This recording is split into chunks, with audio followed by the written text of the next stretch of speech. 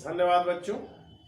तो ये चौथा वीडियो होगा आपका रीढ़ की हड्डी पाठ का, पेज नंबर 31 हम पढ़ने जा रहे हैं। राम स्वरूप अभी घर की तैयारी चल रही है, अभी मेहमान पहुंचे नहीं हैं। राम स्वरूप और प्रेमा की बातचीत चल रही है, पति पत्नी बातचीत कर रहे हैं। राम स्वरूप कहते हैं कि हाँ, तो बाबू गोपाल प्रसाद और दूसरा खुद लड़का है, ये दो ही आदमी मेहमान के रूप में आज आ रहे हैं। उमा से कह देना कि जरा करीने से आएगी। ये लोग जरा ऐसे हैं कि गुस्सा तो मुझे बहुत आता है इनके तकियानुसी ख्यालों पर। खुद पढ़े लिखे हैं, वकील हैं, जो आ रहे हैं देखने के लिए पढ़े लिखे वकील हैं, सभा सोसाइटी में जाते हैं, मगर लड़की चाहते हैं अनपढ़ या कम पढ़ी लिखी लड़की चाहते हैं। पता नहीं ऐसा क्यों है, प्रेमा कहती है। और लड़का तो राम स्वरूप बताते हैं, बताया तो था तुम्हें, बाप शेर है तो लड़का सवा शेर। बीएससी के बाद लखनऊ में ही पढ़ता है, मेडिकल कॉलेज में। कहता है कि शादी का सवाल दूसरा है, तालीम का सवाल दूसरा। क्या करूं, मजबूरी है, मतलब अपना है, वरना इन लड़कों और इनके बापों की ऐसी कोरी कोरी सुनाता कि वे समझ जाते। लड़की वाला हमेशा मजबूर होता है, और वही मजबूरी राम स्वरूप दिखाते हैं अपनी पत्नी के सामने कि लड़की का पिता मजबूर होता है। तब तक रतन आता है, जो अब तक दरवाजे के पास चुपचाप खड़ा था। जल्दी जल्दी कहता है, बाबूजी बाबूजी। राम स्वरूप बोलते हैं, क्या है? रतन कहता है कि कोई आ रहा है, यानी ऐसा लगता है कि अब मेहमान आने वाले हैं। राम स्वरूप दरवाजे से बाहर झांकते हुए कहते हैं कि हाँ प्रेमा, वे लोग आ गए। नौकर पर नजर पड़ते ही, अरे तू यहीं खड़ा है बेवकूफ, गया नहीं मक्खन लाने? सब चौपट कर दिया। अबे इधर नहीं, उधर से जा, अंदर दरवाजे से जा। नौकर अंदर चला जाता है। और तुम जल्दी करो प्रेमा, उमा को समझा देना, थोड़ा सा गा देगी। प्रेमा जल्दी से अंदर की तरफ जाती है और उसकी धोती जमीन पर रखे हुए बाजे से अटक जाती है। थोड़ा सा कठिनाई होती है।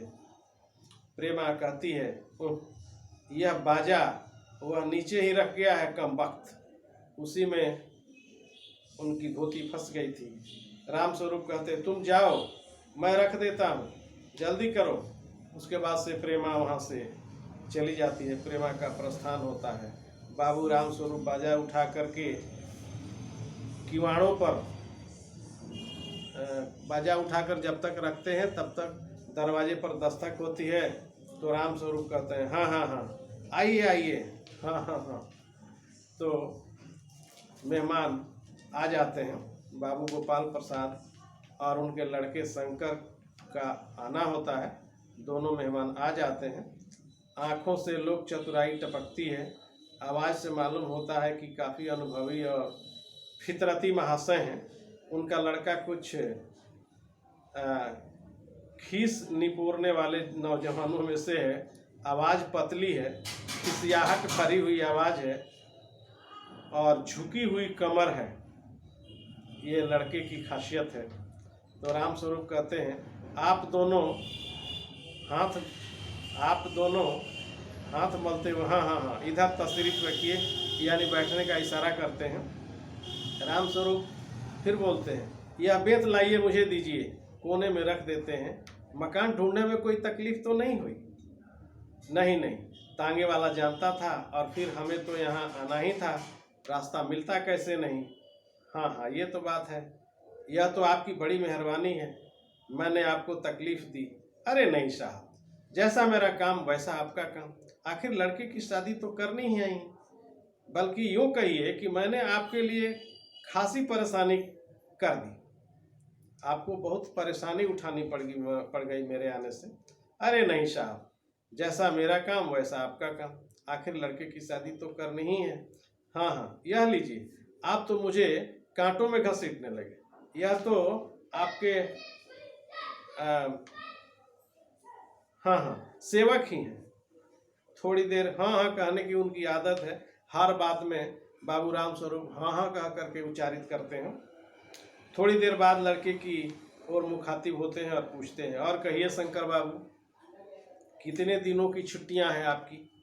शंकर कहता है, जी कॉलेज की तो छुट्टियां नहीं है, वीकेंड में चला है, यानी सप्ताह के अंत में जो शनिवार और रविवार होते हैं उसी में वो बच्चा, वह लड़का शंकर आया है। राम स्वरूप कहते हैं, आपके कोर्स खत्म होने में अब साल भर रहा होगा? शंकर कहता है कि जी यही कोई साल 2 साल। कोर्स करने में साल भर है या 2 साल है? साल 2 साल कहता है लड़का। राम स्वरूप कहते हैं, साल 2 साल, इसका क्या मतलब? शंकर, हाँ हाँ जी, 1 आध साल का मार्जिन रखता हूँ पढ़ाई में।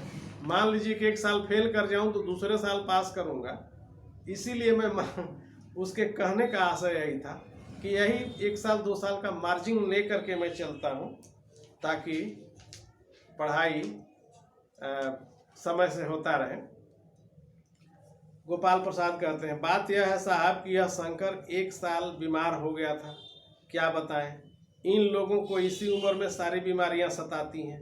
एक हमारा जमाना था कि स्कूल से आकर दर्जनों कचौड़ियाँ उड़ा जाते थे, मगर फिर खाना खाने बैठे तो वैसे की वैसी भूख। राम स्वरूप बोलते हैं कि कचौड़ियाँ तो जमाने में उस जमाने में पैसे की 2 आती थी। गोपाल प्रसाद कहते हैं कि जनाब यह हाल था कि 4 पैसे में ढेर सी बालाई आती थी और अकेले 2 की हजम करने की ताकत होती थी, अकेले। और अब तो बहुतेरे खेल वगैरह भी होते हैं स्कूल में, तब न कोई वॉलीबॉल जानता था, न टेनिस, न बैडमिंटन, बस कभी हॉकी या क्रिकेट कुछ लोग खेला करते थे। मगर मजाल की कोई कह जाए कि यह लड़का कमज़ोर है, यानी दोनों अपनी अपनी बड़ाई करते हैं। ये बातचीत के सिलसिले में, बातचीत तो शादी की करनी है, लेकिन उससे पहले इसको शिष्टाचार बातचीत कहते हैं। शिष्टाचार बातचीत दोनों की होती है। शंकर और राम स्वरूप ये खिसे निपोरते हैं तो राम स्वरूप कहते हैं, जी हाँ, उस जमाने की बात ही दूसरी थी। गोपाल प्रसाद कहते हैं जोशीली आवाज़ में, और पढ़ाई का यह हाल था कि एक बार कुर्सी पर बैठे कि 12 घंटे की सीटिंग हो गई। 12 घंटे, उस समय की पढ़ाई में लोग 12 घंटे पढ़ते थे, उनका मतलब यही था कहने का। जनाब मैं सच कहता हूँ कि उस जमाने का मैट्रिक भी वह अंग्रेजी लिखता था फर्राटे की, कि आजकल के एमए भी मुकाबला नहीं कर सकते। राम स्वरूप कहते हैं, जी हाँ, यह तो है। गोपाल प्रसाद फिर बोलते हैं, माफ़ कीजिए बाबू राम स्वरूप, उस जमाने की जब याद आती है अपने को जब्त करना मुश्किल हो जाता है, यानी कहने से आदमी रोक नहीं पाता अपने आप को, और इस तरह से बातचीत चलती रहती है। अगले वीडियो में हम देखते हैं कि और आगे क्या होता है।